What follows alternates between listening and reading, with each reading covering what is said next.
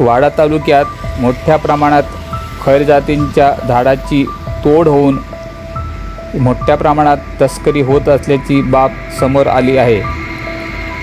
रात्री अवैधरित्या वाहतूक होणार असल्याची गुप्त माहिती वन विभागाच्या अधिकाऱ्यांना मिळाल्यानंतर त्यांनी वाडा मनोर मार्गावरती 2 टीमला घेऊन सापळा रचला।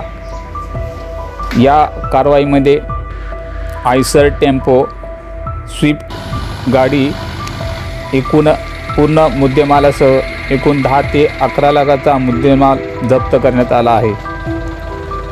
या कारवाईत वनक्षेत्रपाल कंचाड स्वप्नील मोहिते, त्यांच्या टीममध्ये वनपाल प्रशांत जाधव, वनरक्षक श्याम बहिर, जावेद खान, स्वप्नील आतकरी, माधव केदार, वनरक्षक वरठा, वनरक्षक धानवा, वनमजूर व स्थानिक गावकरी योगेश पवार, संदीप पवार अशा एकूण टीमने ही संपूर्ण कारवाई यशस्वीरित्या पार पडली। वन विभागाच्या अधिकाऱ्यांना काही यामध्ये धागेदोरे मिळाले असून लवकरच आरोपी आम्ही अटक करू अशी माहिती वनक्षेत्रपाल कंचाड स्वप्नील मोहिते यांनी दिली आहे।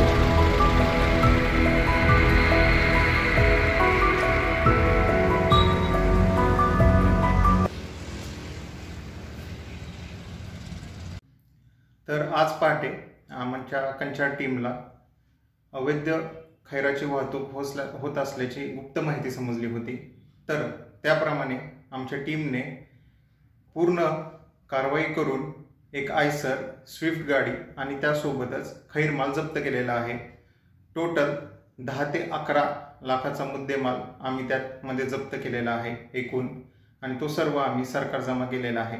यामुळे या क्षेत्रात जी होत असलेली अवैध खैर तूट आहे त्याला आळा बसणार आहे आणि त्याप्रमाणे आम्हाला पुढील काही पुरावे मिळालेले आहेत आणि त्यामध्ये आम्ही आरोपीचा शोध घेत आहोत।